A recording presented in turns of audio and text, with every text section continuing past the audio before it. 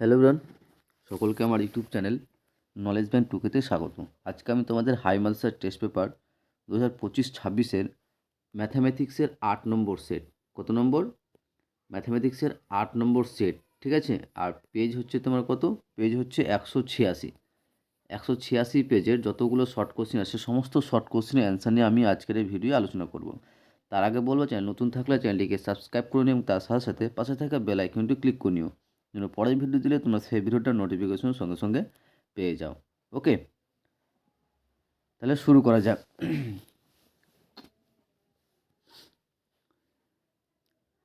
প্রথমে দেখো যে কোশ্চেন আছে, সঠিক উত্তরটি নির্বাচন করো।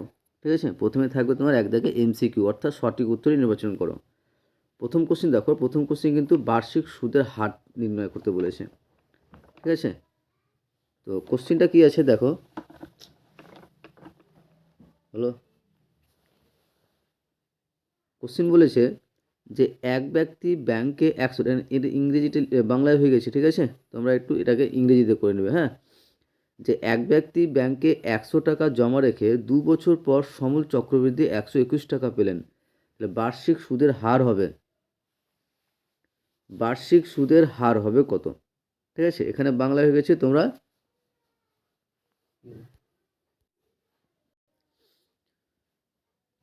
তো দেখো সমাধান করি। দেখো, বার্ষিক সরল সুদের হার বের করতে আমরা সমূল চক্রবৃদ্ধির ফর্মুলা জানি কি, যে সমূল চক্রবৃদ্ধির ফর্মুলা হচ্ছে a equal to p into 1+r/100^n। এবার আমার কোশ্চেনে কী কী দেওয়া আছে, কোশ্চেনে দেখো আসল অর্থাৎ p সমান দেওয়া আছে 100 টাকা, a সমান দেওয়া আছে 121 টাকা, আর n সমান দেওয়া আছে 2 বছর। ঠিক আছে, এখানে এটা কিন্তু এলো দেওয়া আছে। তাহলে আমরা এই ফর্মুলা যেটা পেয়েছি সেই ফর্মুলার মানগুলো বসাবো। তাহলে মানগুলো বসাই। তাহলে এ মানে কত পেয়েছি? 121। তাহলে 121 ইজিক্যাল টু পি কত? 100, 100 প্লাস 1+r/100^n, আর এন এর মান কত? এখানে 2 বছর, 2 দিলাম। আর আর এর মান তো জানা নেই, আর এর মান আমাদের এখানে কি করতে হবে? বার করতে হবে। তাহলে এবার দেখো, যদি আমরা এই 100টাকে যদি সমানে এপারে নিয়ে চলে আসি, তাহলে 100টা কী হবে? নিচে ভাগ আকারে বসবে। তাহলে 121/100 ইজিক্যাল টু এর টার্মটা রেখে দিলাম যে 1+r/100 তার স্কোয়ার। এবার দেখো 121/100কে আমরা লিখতে পারবো যে 11/10 তার স্কোয়ার, কারণ 11 স্কোয়ার করলে 121, আর 10 স্কোয়ার করলে 100 ইজিক্যাল টু 1+r/100 তার স্কোয়ার। এবার দেখো দুই সাইডে স্কোয়ার স্কোয়ার বাদ চলে যাচ্ছে, তাহলে পড়ে থাকছে এখানে কত? 11/10 ইজিক্যাল টু 1+r/100। তাহলে এবার কি করছি, যে এই r/100টা এখানে রেখে দিলাম। ঠিক আছে, r/100টা রেখে দিলাম, এই ওয়ানটাকে সমানে এপারে নিয়ে চলে আসলাম। তাহলে লিখতে পারবো r/100 ইজিক্যাল টু 11/10 মাইনাস 1। তাহলে এইটুকুটা যদি ক্যালকুলেশন করি তাহলে আমরা পাবো 1/10। ঠিক আছে, কীভাবে দেখো, এখানে ক্যালকুলেশন আমি এখানে করছি যে লসাগু হয়, তার মানে কি এখানে কী পাবো? 11 মাইনাস কত? 10 সমান কত হচ্ছে? 1/10। ঠিক আছে, তাহলে r/100 ইজিক্যাল টু 1/10। তাহলে এই শূন্য শূন্য কেটে যাচ্ছে, তাহলে r ইজিক্যাল টু কী পাবো? 10। তাহলে অ্যান্সার হয়ে যাবে কত? 10%। উত্তর হবে কত? 10%। ওকে, আশা করছি বুঝতে পেরেছো। নেক্সট কোশ্চিন দেখো, নেক্সট কোশ্চিন বলেছে 2 নম্বর কোশ্চিন। 2 নম্বর কোশ্চিন বলেছে যে ax² plus bx plus c equal to 0, যেখানে a নট ইজিক্যাল টু 0 দ্বিঘাত সমীকরণের বীজদ্বয় সমান হলে, দ্বিঘাত সমীকরণের বীজদ্বয় সমান হলে আমরা এখানে দেখো যে অ্যান্সারটা কী হবে। এখানে কিন্তু তোমার অপশানগুলো দেওয়া আছে যে B not equal to 0, C not equal to 0, A not equal to 0 এবং ডি কোনোটি নয়। এখানে অ্যান্সার হবে অপশান সি। ঠিক আছে, অপশান সি অ্যান্সার হবে এ নট ইজিক্যাল টু 0, কারণ এ যদি 0 হয়ে যায় তাহলে এটা দ্বিঘাত সমীকরণ হবে না, আর দ্বিঘাত সমীকরণ যদি না হয় তাহলে আমরা এটাকে ওই বীজদ্বয় সমান হতে পারে না। আর বীজদ্বয় সমান হতে হলে কী হবে? যে b² minus 4ac is equal two কত? 0। তো এখানের মধ্যে কোনো অপশানটা হবে, সেটা হচ্ছে এ নট ইজিক্যাল টু 0 হতে হবে। একটা দ্বিঘাত সমীকরণ বীজদ্বয় কখন সমান পাবো? যখন সমীকরণটা এ নট ইজিক্যাল টু 0 হবে, কারণ এ নট ইজিক্যাল টু 0 যদি না হয় তাহলে এ দ্বিঘাত সমীকরণ হবে না। এ সমান যদি 0 হয়ে যায় তাহলে সেটা দ্বিঘাত সমীকরণ পাবো কি না? তাহলে অ্যান্সার হয়ে যাবে option C, A not equal to 0। Okay, তারপরে কোশ্চিন 3 নম্বর কোশ্চিন দেখো। 3 নম্বর কোশ্চিন বলেছে, 3 নম্বর কোশ্চিন বলেছে যে ও কেন্দ্রীয় বৃত্তের এবিসিডি বৃত্তস্থ চতুর্ভুজ, ও কেন্দ্রীয় বৃত্তের এবিসিডি একটি বৃত্তস্থ চতুর্ভুজ এবং কোণ বিওসি সমান 110 ডিগ্রি হলে কোণ বিএসির মান কত? তাহলে এখানে যদি আমরা চিত্রটা আঁকতে যাই, যে ও কেন্দ্রীয় বৃত্তের এবিসিডি একটা বৃত্তস্থ চতুর্ভুজ। তাহলে এটা যদি আমরা একটা বৃত্ত নিই, ঠিক আছে, এটা যদি আমরা একটা চতুর্ভুজ আঁকি, এখানে ছিল এটা এ বি সি ডি, ঠিক আছে, ও কেন্দ্রীয় বৃত্ত আঁকলাম, যেটা বলছে যে কোন বিওসিটা সমান দেওয়া আছে, বিওসি,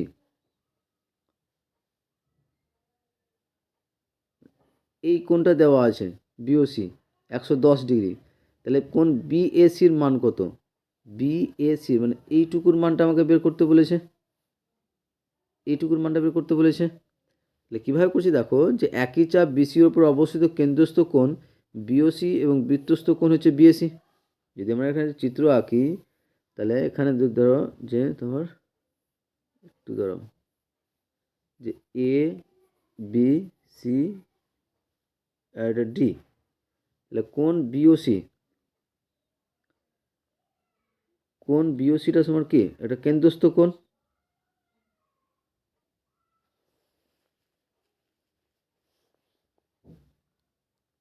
আর বৃত্তস্থ কোণ এটা হচ্ছে কোণ বিএসি, বিএসিটা কি হচ্ছে, একটা বৃত্তস্থ কোণ। তাহলে আমরা জানি কেন্দ্রস্থ কোণ বৃত্তস্থ কোণের কি, কেন্দ্রস্থ কোণ বৃত্তস্থ কোণের কি হয়, দ্বিগুণ হয়। এখানে দেখবে যে কোণ বিওসিটা হচ্ছে কেন্দ্রস্থ কোণ এবং কোণ বিএসিটা হচ্ছে বৃত্তস্থ কোণ। তাহলে আমরা জানি যে কেন্দ্রস্থ কোণ বৃত্তস্থ কোণের দ্বিগুণ হয়। তো আমাকে এখানে বের করতে বলেছে বিএসি, অর্থাৎ বৃত্তস্থ কোণের মান বের করতে বলেছে। বৃত্তস্থ কোণটা কী হবে, কেন্দ্রস্থ কোণের দ্বিগুণ হবে, অর্থাৎ কোণ বিএসি সমান সমান হাফ ইন্টু কোণ বিওসি সমান সমান 110/2 সমান সমান কত হবে, 55 ডিগ্রি হবে। তাহলে এটা অ্যান্সার হয়ে যাবে কী বলো তো, option B 55 degree. Next question দেখো, নেক্সট কোশ্চিন বলেছে 4 নম্বর কোশ্চিন। 4 নম্বর কোশ্চিন বলেছে যে 2 cos 3 থিটা ইজিক্যাল টু 1 হলে, 2 cos 3 থিটা ইজিক্যাল টু 1 হলে থিটার মান কত হবে, 2 cos 3 থিটা ইজিক্যাল টু 1 হলে থিটার মান কত হবে। যে 2 cos 3 থিটা ইজিক্যাল টু 1, এবার দেখো যে cos 3 থিটা সমান কি লিখতে পারবো, বাদ দিয়ে cos 3 থিটা সমান হয়ে যাবে কি 1/2, কারণ এই 2টা সমান এবার চলে আসলো 1/2। এবার দেখো 1/2 এর পরিবর্তে আমরা লিখতে পারবো যে এখানে তোমার যে 1/2 এর পরিবর্তে লিখতে পারবো আমরা cos 60 ডিগ্রি, কারণ জানি যে cos 60 ডিগ্রির মান কত 1/2। তাহলে 1/2 এর জায়গায় লিখলাম কত, cos 60 ডিগ্রি, ঠিক আছে। তাহলে আমরা যদি এখানে করছি আমি যে cos 3 theta equal to cos 60 degree, তাহলে cos cos কেটে যাচ্ছে, তাহলে 3 থিটা ইজিক্যাল টু কত পাবো, 60 ডিগ্রি। তো এটা লিখেছি এটা এখানে যে 3 থিটা ইজিক্যাল টু কত, 60 ডিগ্রি। তাহলে থিটা ইজিক্যাল টু কী পাবো, তাহলে থিটা ইজিক্যাল টু হবে 60/3, ঠিক আছে, 60/3, আর কাটাকাটি করলে কত 3 কুড়ি 60, অ্যান্সার হবে তাহলে অপশন এ 20। নেক্সট কোশ্চিন দেখো 5 নম্বর কোশ্চিন। 5 নম্বর কোশ্চিনে ছিল যে একটি লম্ববৃত্তাকার চোঙের ব্যাসার্ধের দৈর্ঘ্য অর্ধেক ও উচ্চতা দ্বিগুণ হলে, একটি লম্ববৃত্তাকার চোঙের ব্যাসার্ধের দৈর্ঘ্য অর্ধেক ও উচ্চতা দ্বিগুণ হলে চোঙটির আয়তন পূর্বের চোঙের আয়তনের কত হবে। তো ধরলাম যে আগের ব্যাসার্ধ হচ্ছে আর এবং উচ্চতা হচ্ছে এইচ। ধরলাম যে লম্ববৃত্তাকার চোঙের আগের ব্যাসার্ধ ছিল আর একক এবং উচ্চতা হচ্ছে এইচ একক। তাহলে আয়তন কী হবে, আয়তন হয়ে যাবে তোমার কী বলতো পাই আর স্কোয়ার এইচ। লম্ববৃত্তাকার চোঙের যখন ব্যাসার্ধ আর একক এবং উচ্চতা এইচ একক, তখন আয়তন হয়ে যাবে পাই আর স্কোয়ার এইচ। এবার বলছে যখন ব্যাসার্ধ তোমার বলছে অর্ধেক, তাহলে ব্যাসার্ধ অর্ধেক মানে কি r/2, আর উচ্চতা হচ্ছে দ্বিগুণ, তার মানে কী হবে 2h, কারণ আগে ছিল ব্যাসার্ধ আর, তো ব্যাসার্ধ এখন অর্ধেক মানে r/2, আগে ছিল উচ্চতা h, তাহলে এখন কী হবে 2h। তাহলে আয়তন কী হবে, তাহলে v2 সমান সমান কী পাবো, v2 সমান সমান পাই আর স্কোয়ার এইচ। তাহলে পায়ের মান পাই থাকলো আর স্কোয়ার মানে কি r/2 তাই স্কোয়ার ইন্টু এইচ মানে 2h equal to pi into r²/4 into 2h, তাহলে 1/2, 2 কেটে যাচ্ছে, 4 2 4, তাহলে 1/2 পাই আর স্কোয়ার এইচ ইন্টু, এবার দেখো যে এইটুকুটা আমরা দেখো পাই আর স্কোয়ার এইচ, পাই আর স্কোয়ার এইচটা কিন্তু দেখো v1 এর মান পেয়েছি, কারণ v1 সমান সমান কত পাই আর স্কোয়ার এইচ, তাহলে 1/2 ইন্টু v1। তাহলে দেখো তো আমরা আগের আয়তনের থেকে এখন কি হচ্ছে, কত গুণ হচ্ছে, অর্ধেক হচ্ছে, 1/2 হচ্ছে। তাহলে অ্যান্সার হয়ে যাবে কী বলতো অপশন সি অর্ধেক। ওকে, 5 নম্বর কোশ্চেন অ্যান্সার হয়ে যাবে কী বলতো অপশন সি অর্ধেক। ওকে, 6 নম্বর কোশ্চেন দেখো, 6 নম্বর কোশ্চেনের কী আছে যে মধ্যমা নির্ণয়ের কোশ্চেন, ঠিক আছে। এখানে কোশ্চেনটা আমার বাংলায় হয়ে গেছে, তোমরা কিন্তু ইংরেজিতেই করে নেবে, ঠিক আছে। যে 8, 15, 10, 11, 7, 9, 11, 13, 16 এদের মধ্যমা নির্ণয় করতে বলেছে। তো এরকমভাবে তথ্য দেওয়া থাকলে মধ্যমাটা কীভাবে নির্ণয় করব সেটা দেখো। তো এই মধ্যমা নির্ণয় করার জন্য প্রথমে আমাকে যে তথ্যগুলো দেওয়া আছে তথ্যগুলোকে আমরা ঊর্ধ্বক্রমে সাজাবো, অর্থাৎ ছোটো থেকে বড় আকারে সাজাবো। ছোটো থেকে বড় আকারে সাজালে আমরা পাবো দেখো যে 7, 8, 9, 10, 11, 11, 13, 15, 16। যদি দুটো টার্ম একই থাকে তবু সেটা পরপর কিন্তু বসে যাবে। তো সংখ্যাটিকে আমরা ছোটো থেকে বড় সাজিয়ে এটা পেলাম। এবার সংখ্যাটির গুণক কটা আছে দেখো, টোটাল দেখবে যে 9টা আছে। দেখো 1, 2, 3, 4, 5, 6, 7, 8, 9, 9টা আছে। তার মানে কি বিজোড় সংখ্যা। যদি বিজোড় সংখ্যা থাকে তাহলে সেই তথ্যের মধ্যমাটা হয়ে যাবে, তোমার ফর্মুলা হবে n+1/2 তম পদ। এখানে n মানে কত 9, তাহলে মধ্যমা হবে 9+1/2 তম পদ সমান কত 9+1 10, 10/2 মানে কি পঞ্চম পদ। ঠিক আছে, মানে ইংরেজি বাংলা মেশাল হয়ে গেছে, এটা একটু তোমরা লক্ষ্য রাখবে। তো পঞ্চম পদ বলতে এই যে আমরা ছোটো থেকে বড় আকারে সাজিয়েছি তার মধ্যে 5 নম্বর জায়গায় কোন সংখ্যাটা আছে। দেখবে এখানে 5 নম্বর জায়গায় কত আছে 11 আছে। ঠিক আছে, তাহলে পঞ্চম পদটি কত 11, তাহলে এর মধ্যমা কত হয়ে যাবে, এর মধ্যমা হয়ে যাবে 11। তাহলে অ্যান্সার হবে কী বলতো, অপশান ডি 11। আশা করতে বুঝাতে পেরেছি। নেক্সট কোশ্চেন আসে আমরা শূন্যস্থান পূরণ করো। আর শূন্যস্থান পূরণ করে অ্যান্সারটি করার আগে তোমাদের বলবো চ্যানেলটি নতুন থাকলে চ্যানেলটিকে সাবস্ক্রাইব করে এবং তার সাথে সাথে পাশে থাকা বেল আইকনটি ক্লিক করে নিও, যেন পরের ভিডিও দিলে তোমরা সেই ভিডিওটা নোটিফিকেশন সঙ্গে সঙ্গে পেয়ে যাও। ওকে, তাহলে শূন্যস্থান পূরণ করো। প্রথম কোশ্চেন দেখো, অংশীদারি কারবার থেকে কোশ্চেনটা আছে। যে প্রশ্ন হচ্ছে কি দেখো, প্রশ্নে বলা আছে একটি ব্যবসায় এ ও বি এর মূলধনের অনুপাত 3:5। একটি ব্যবসায় মূলধনের অনুপাত দেওয়া আছে 3:5 এবং এ এর মোট লাভ হচ্ছে 60 টাকা। এ মোট লাভ পেলেন 60 টাকা, তাহলে বি কত টাকা পাবেন। ঠিক আছে, যদি এ মোট লাভের 60 টাকা পায় তাহলে বি কত টাকা পাবে সেটা বের করতে বলেছে। তো আমরা জানি যে লাভ্যাংশের মূলধনের অনুপাতে বণ্টিত হয়। আমরা জানি যে লাভের পরিমাণটা মূলধনের অনুপাতে বণ্টিত হয়। তাহলে এখানে তোমার লাভ্যাংশ তোমার কী দেওয়া আছে, যে এ এবং বি এর মূলধনের অনুপাতটা দেওয়া আছে। তাহলে মূলধনের অনুপাতটাই কি লাভ্যাংশ অনুপাত। তো আমরা এখানে ধরলাম যে বি এর লাভ্যাংশ বা বি পাবে x টাকা। ঠিক আছে, বি পাবে কত x টাকা পাবে, এবং তাহলে এ টাকা কত ছিল 60 টাকা ছিল। তাহলে এ এবং বি এর লাভের পরিমাণ অনুপাতটা কী হবে 60:x। আর এটা অনুপাতটা তাদের দেওয়া আছে মূলধন অনুপাতে দেওয়া আছে কি যে 3:5।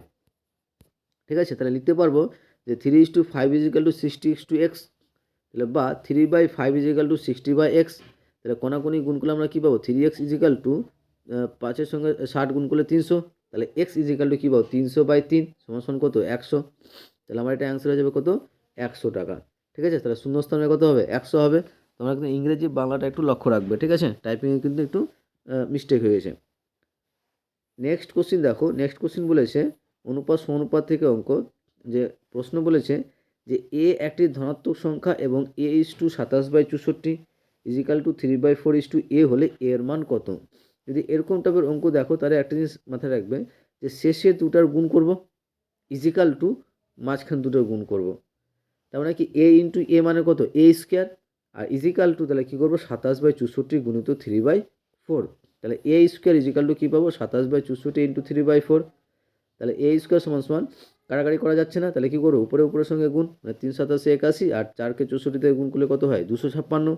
তাহলে a কী হবে √81/256, আর 81 বর্গমূল করলে 9 এবং 256 বর্গমূল করলে কত হয় 16 হয়। তাহলে আমার শূন্যস্থানে অ্যান্সার হয়ে যাবে কী বলো তো 9/16 হবে। ঠিক আছে, অর্থাৎ এর মান কী হয়ে যাবে 9/16।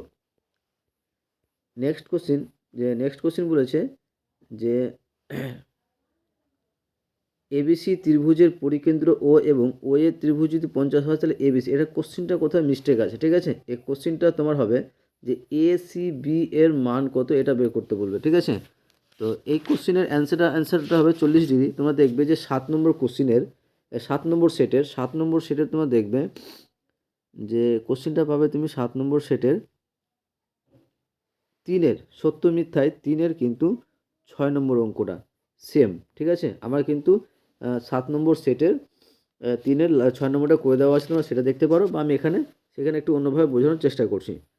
এখানে কিন্তু কোন এসিবি চাইবে। ঠিক আছে, কোন এবিসি করতে অনেক তথ্য আর দরকার, সেগুলো কিন্তু নেই।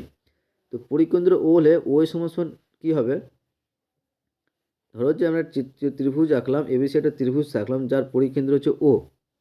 বলে দিয়েছে, পরিকেন্দ্র হচ্ছে ও।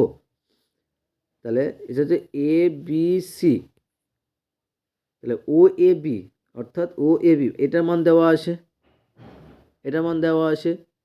তাহলে আমরা এ বি ও বি এর মান বের করতে পারবো, কারণ দেখো যে ও এ এবং ও বি একই বৃত্তের ব্যাসার্ধ, তার মানে কি এ কোণের মান যাবে, এ কোণের মান কি হবে, সেম হবে। তাহলে অতএব কোণ ও এ বি, তোমার এখানে দেখো তাহলে সমদ্বিবাহু ত্রিভুজের ক্ষেত্রে কোণ ও বি এর সমান সমান ও এ বি সমান কত হবে, 50 ডিগ্রি। আর আমরা পুরো ত্রিভুজের ক্ষেত্রে ত্রিভুজ ও এ বির ক্ষেত্রে লিখতে পারবো কি, যে তিনটা কোণের সমষ্টি সমান 180 ডিগ্রি। তাহলে কোণ এ ও বি ওখান থেকে পাবো 180 থেকে দুটার যোগফল বাদ দিলে পেয়ে যাবো কত, 80 ডিগ্রি। আর আমরা জানি এটা বৃত্তস্থ কোণ প্রদস্থ কোণের কি হয়, দ্বিগুণ হয়। অতএব কোণ এসিবি সমান কী হবে, হাফ ইন্টু কোণ এ বি সমান সমান 40 ডিগ্রি। এটা তোমরা আরও ভালোভাবে বুঝতে চাও তাহলে আবার 7 নম্বর সেটে তোমার সত্য মিথ্যা 3-এর 6 নম্বর অঙ্কটা ভালো করে দেখে নিও ওখানে, ঠিক আছে। নেক্সট কোশ্চেন, এটা অ্যান্সার কিন্তু কত হবে, 40 হবে, ঠিক আছে, শূন্যস্থানে 40 হবে। নেক্সট বলছে যে সূর্যের উন্নতির কোণ 30 ডিগ্রি বৃদ্ধি পেয়ে 60 ডিগ্রি পোস্টের ছায়ার দৈর্ঘ্য ড্যাশ হয়। যে 30 ডিগ্রি,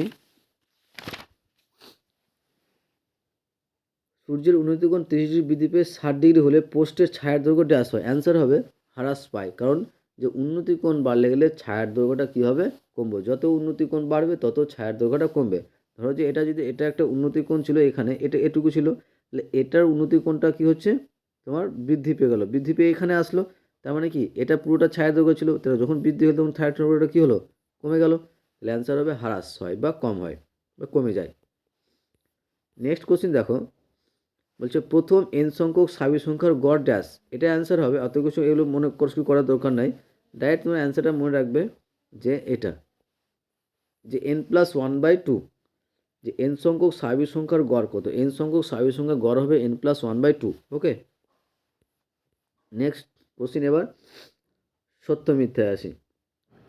আর সত্য মিথ্যা অ্যান্সারগুলো করার আগে তোমাদের বলবো, চ্যানেল নতুন থাকলে চ্যানেলটিকে সাবস্ক্রাইব করে নিও, তার সাথে সাথে পাশে থাকা বেল আইকনটি ক্লিক করে নিও, যেন পরের ভিডিও দিলে তোমরা সেই ভিডিওটার নোটিফিকেশন সঙ্গে সঙ্গে পেয়ে যাও। ওকে, তো সত্য মিথ্যার প্রথম কোশ্চেন বলছে যে ব্যক্তি টাকা ধার করুন তাকে অধর্মণ বলা হয়। এটা কি হবে, সত্য হবে, ঠিক আছে, এটা সত্য হবে যে যে ব্যক্তি টাকা ধার করেন তাকে অধর্মণ বলা হয়।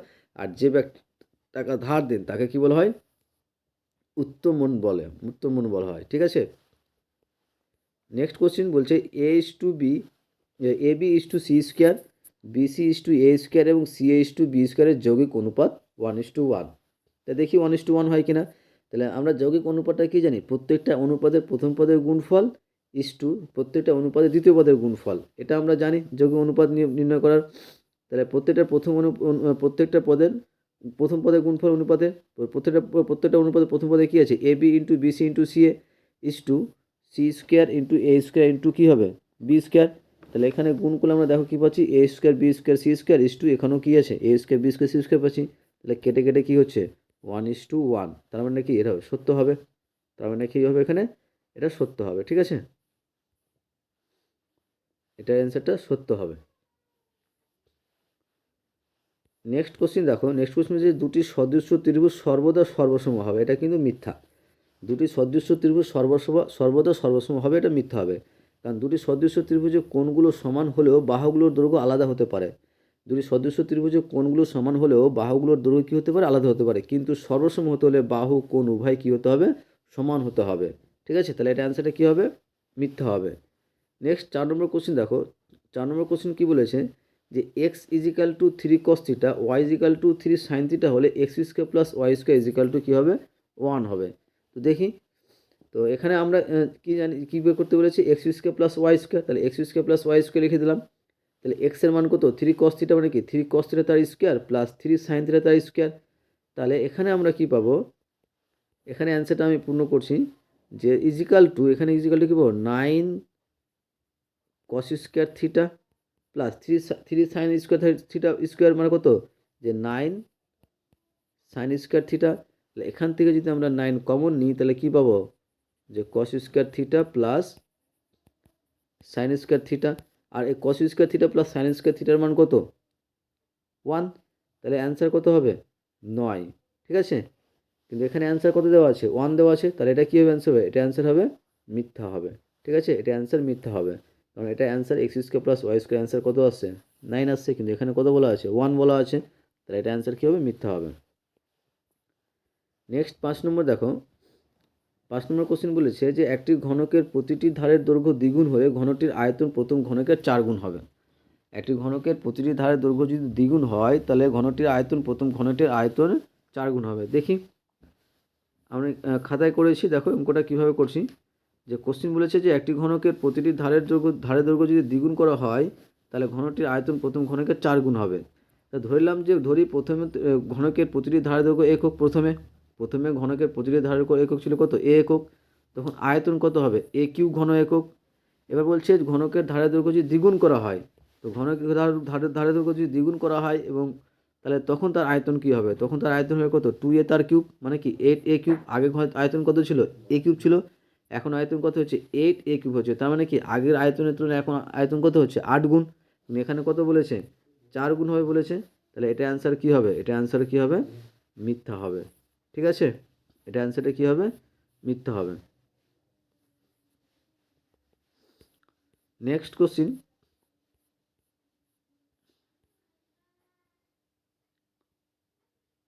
6 নম্বর। ঠিক আছে, এই কোশ্চেনটা ছিল 5 নম্বরের কোশ্চেন ছিল, হ্যাঁ 5 দাগের কোশ্চেন ছিল।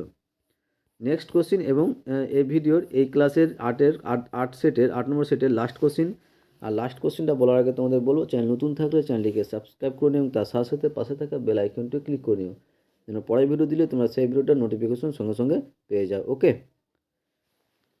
কোশ্চেন বলেছে যে 11 27, কিন্তু বাংলায় করা আছে, তোমরা কিন্তু ইংরেজিতে ভাবিও। ঠিক আছে, ইংরেজিতে তোমরা লিখে নিও যে 11 12 11 27 11 27 18 26 13 12 9 15 4 9 তথ্যের সংখ্যা গুণমান 9। তো একটা কোনো তথ্যের সংখ্যা গুণমান হবে সেটে যেটা দেখবে যে সবথেকে বেশি বার আছে। তো এই তথ্যের মধ্যে দেখো যে 9 কিন্তু সবথেকে বেশি বার আছে। 9 কবার আছে, দুবার আছে। ঠিক আছে, দেখো 11 একবার আছে, 27ও একবার আছে, 18 একবার আছে, 26ও একবার, 13 12 এবং 15 4 সবই কিন্তু একবার করে আছে। একমাত্র 9 হচ্ছে দুবার আছে, তার জন্য এটা অ্যান্সারটা কী হবে সত্য হবে। কারণ এখানে বলে দিয়েছে সংখ্যা গুণমান 9, আর আমাদের সংখ্যা গুণমান 9 হচ্ছে। ঠিক আছে, এখানে লিখেছে দেখো যে প্রদত্ত তথ্যের মধ্যে 9 সংখ্যাটি সর্বাধিক অর্থাৎ দুবার আছে, তাই 9 হলো সংখ্যাগুরু মান, তাহলে এটা অ্যান্সারটা কী হবে সত্য হবে। আশা করছি তোমাদের ভিডিওটা ভালো লেগেছে। ওকে, থ্যাংক ইউ ভিডিওটা দেখার জন্য।